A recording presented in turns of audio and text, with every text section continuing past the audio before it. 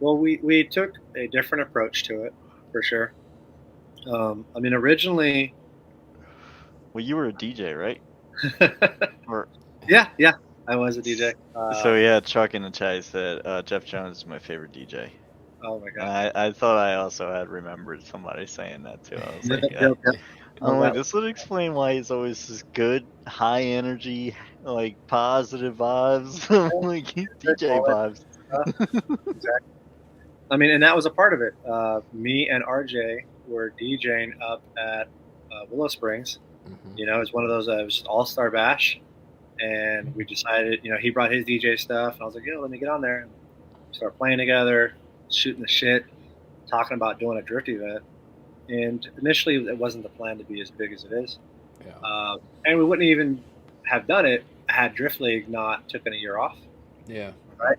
Top Drift didn't exist in SoCal, and so I wouldn't have really done something that would have stepped on people's toes just to come out, hard and swinging like this. But when Drift League said they weren't coming back, I was like, man, I can't not let there be drifting in SoCal. Right. As someone who's earned my stripes in SoCal, all my entire career is owed to going to Irwindale and watching drifting. As a young kid. Right. So I was like, all right, I got to do something. So we created Hotpit, and the difference for me was, you see James Dean and other dudes in other countries how they compete locally and have fun with all of their friends that compete. And there's Yeah. different. I want to say there's different pro series, in other countries, Right. multiple pro Yeah. series. We only have one pro series here. Yeah. Right. Yeah, Formula Yeah. D, and that's it. So if you're a pro driver, you can't compete anywhere else. And I always wanted to continue to compete in Top Drift or continue to compete wherever else. But every time I'd show up or say, "Hey, can I compete?" Even though I was like smaller dude on the totem pole Formula D things, they're like, "No, you're an FD driver. You can't come compete here." It's like, well, that sucks because I get my butt kicked over there. Right. Yeah, I can't get any better over here. I can't. Yeah, you just won't let me drive. And so Yeah. you have this amount of guys who were not down because they really thought you were taking away a pro license from them, Yeah. right? Right. And then you had the amount of guys who were like, dude, I would love to compete against, Forsberg, Dean, Vaughn, Hmm. JTP, whoever, right? The badasses of the badasses. Right. But they can't afford it. Hmm. They're your local badass heroes. Yeah. Right.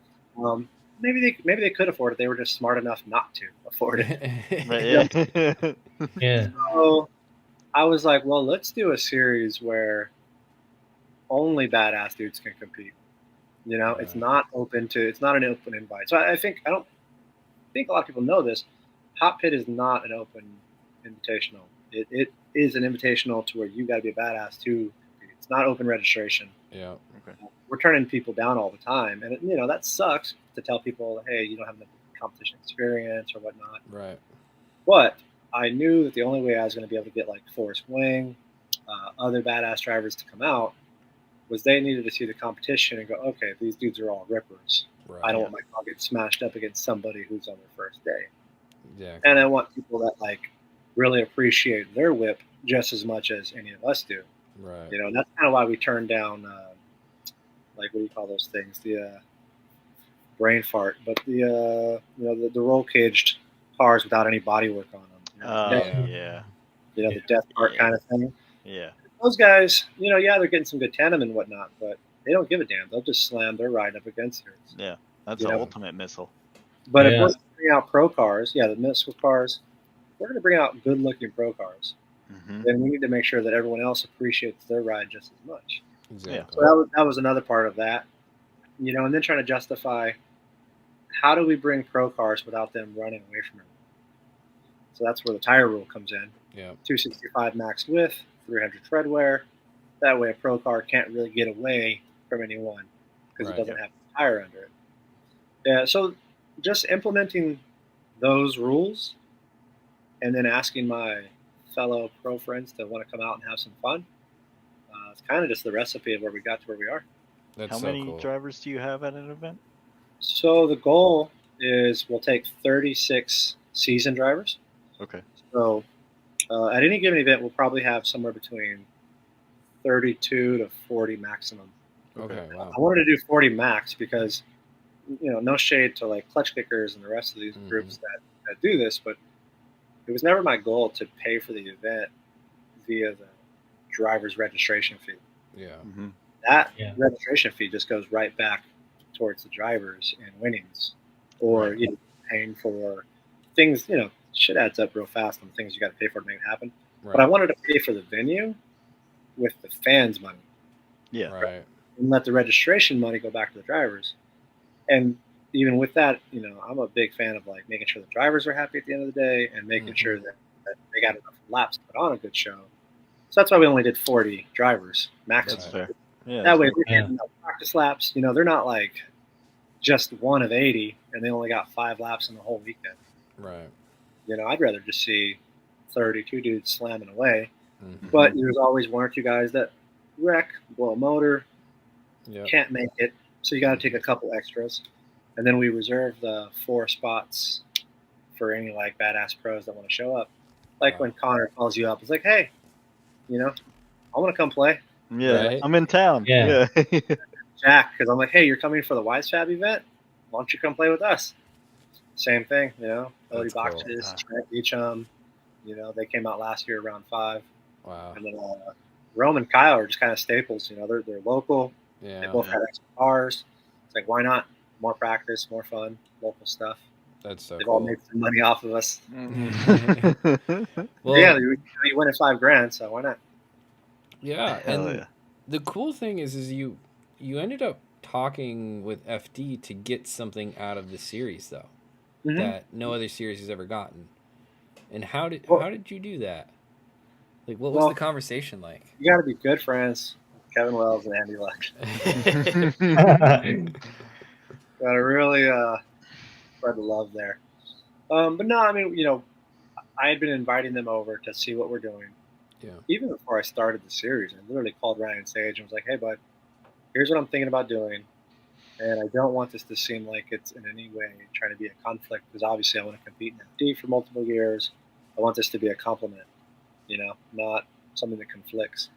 And so we kind of knew where we were going in our direction from the get-go. And with that being said, I also turned down Kevin Wells for being a Formula D licensing series initially, or pro spec license. And he's like, why don't you want to be an FD licensing series? I'm like, well, we're not a Pro-Am, and I don't want to follow the FD rulebook, Yeah. right? A lot of the other Pro-Am series just follow the FD rulebook. Yep. And so I said, I have our own rulebook. It's a little bit more laid back. We have different rules than FD. Like, we don't have hard zeros. The hard zero thing is, I mean, we do have incompletes. They're obvious. Right. Somebody falls off track or goes upside down. Needed, right? Yeah. True. Yeah. But someone straightens up, has to initiates after the initiation point. I always hate it when like that was a forced zero. Yeah. Okay. So that's the reason I wanted to get rid of like zeros. Like, you call it a 1, right? But Yeah. in my eyes, there's never a time where someone straightens up and then reinitiates, understeers and then initiates, is equivalent to someone upside down on fire. Right? True. I'm like, there's no reason for this to be a one more time, because this dude straightened up and this dude, wrecked, flipped over, whatever. Because you have these situations where like both lead drivers made a mistake, so now therefore you don't have a full run, so you have to, revert to. Yeah. And that's not that, man. It's like they're just not equal to equal. So I let the judges choose the lesser of 2 equals, so the show can just move on if it needs to. And so it's a simple rule change, but a lot of people don't like it or don't get it because they're so used to FD on the, front tires can't straighten scenario. Yeah. And to me, it's also like, skateboarding, when these dudes are freestyling, they'll miss a trick, but they'll hop right back on the board and continue going. True. Yeah. They're still collecting points, right? Same thing on a motorcycle or bike. They got their 30 seconds to shine. Right. So that's kind of where I was. I'm like, there's no reason why you just crushed it and then something happened, and then now your whole run is void. No, I mean, you make a good point, and it's a very. Yeah.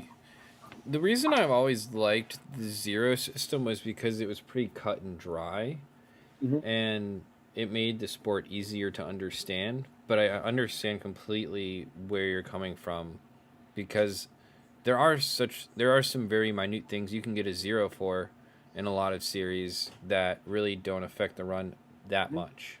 And I think you said cut and dry, but it's cut and dry to the ultimate fan. It's not cut and dry to, like, if you brought your mom and dad, right? Right.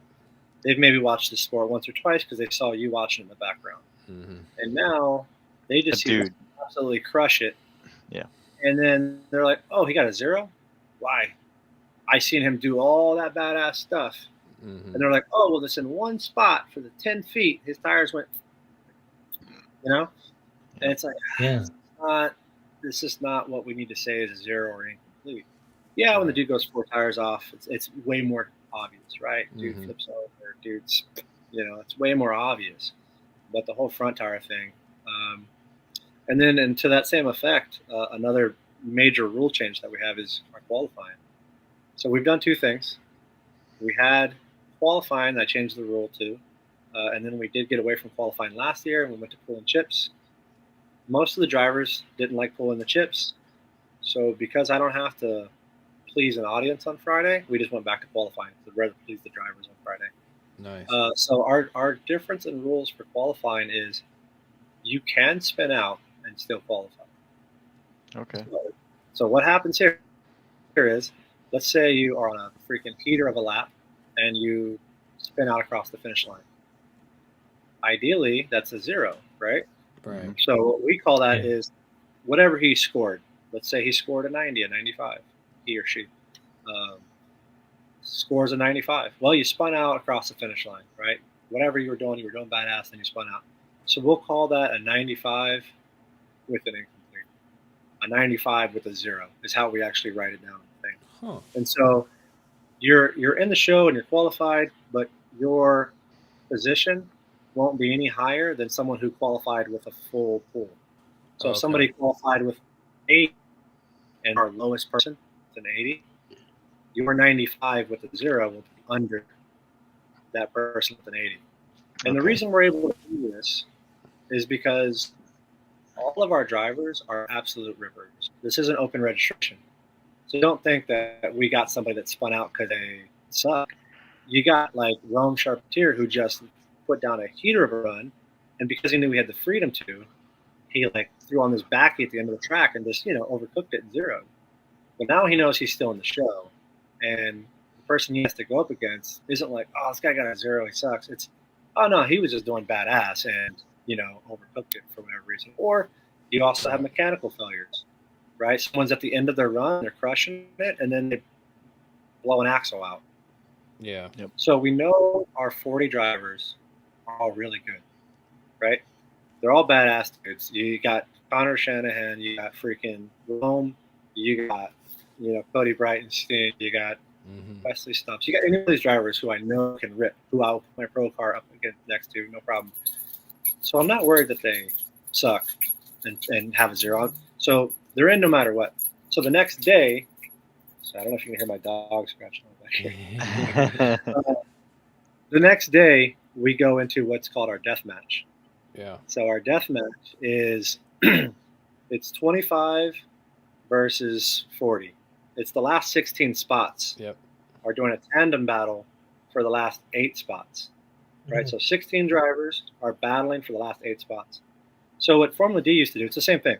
Formula D used to have the second round of qualifying. Yep. Right? Everyone would go qualify. The last 16 dudes would requalify for the last 8 spots. Yep. We just do a tandem battle. Oh, that's cool. That's pretty cool. So Really cool. Oh, yeah. battle instead of doing qualifying. And so now 25 is probably going against, let's say, Rome, who got a 95 and then blew out his axle. Yeah. Right? He's now last place. So now he goes against 25th and they got to battle it out. Or, 26 against 39th. And they're a little bit closer to each other as far as qualifying scores go. Right. And some of the dudes who had a mechanical failure and found themselves on the back half of this, being like, 30th spot, 35th spot, Right. they're able to fix their car and tandem battle back in. Yep. That's So- I cool. like cool. that. These may be slightly hard rules to follow explaining this over there. I hope No, you're following. I get it. No, No, I get that. pretty simple. It's a These are different how take our on a rules- seating bracket. Exactly. So these are how our rules differ from Formula D. And so back to your original question about getting a Formula D license, we had to figure out how our rules differ from Formula D's. So initially, 3 years ago, they gave us a scouting license, meaning that myself as a pro driver who's created this series, it's a legitimized series, I can pick any one of our drivers to be a pro spec driver. So I can say, hey, Kevin, this guy crushed it all year long. He can afford it. He's a professional. He won't be in your way. He'll do good. We had the ability to do that for the last 2 years. This year, 2024, I approached Kevin and Andy and the rest of the team and said, hey, guys, our stuff's getting really badass. And we've got, like on any given day, 4 or 5 pro drivers or, 13 pro spec drivers, depending. So, and the rest of the dudes are absolutely crushing it. And, we do 5 rounds. Mhm. Pro spec does 4 rounds. Oh. We have a spec style of tire. We do travel. We travel, mostly we're Orange Show. Yeah, we're SoCal based, but Yeah. our drivers coming to us are coming from Arizona, Washington, Texas, Yep. New Zealand, Australia, Japan. Mhm. So our drivers, they're not, traveling for the series, but they're traveling to get to us. Yeah. Yeah. So you still had the traveling aspect because people still had to get here. So it's not like we don't have travel. So I pointed out, hey, dude, I think it's harder to get a license in Hotpit than it is in Prospec. Prospec does 4 rounds, and they got 3 licenses they give away. Mhm. I said, just give me one. And it has to be for the championship winning driver, and they have to beat all the pros and all the people. If they don't get number 1 championship spot at the end of the year, they'll just get a Prospec license.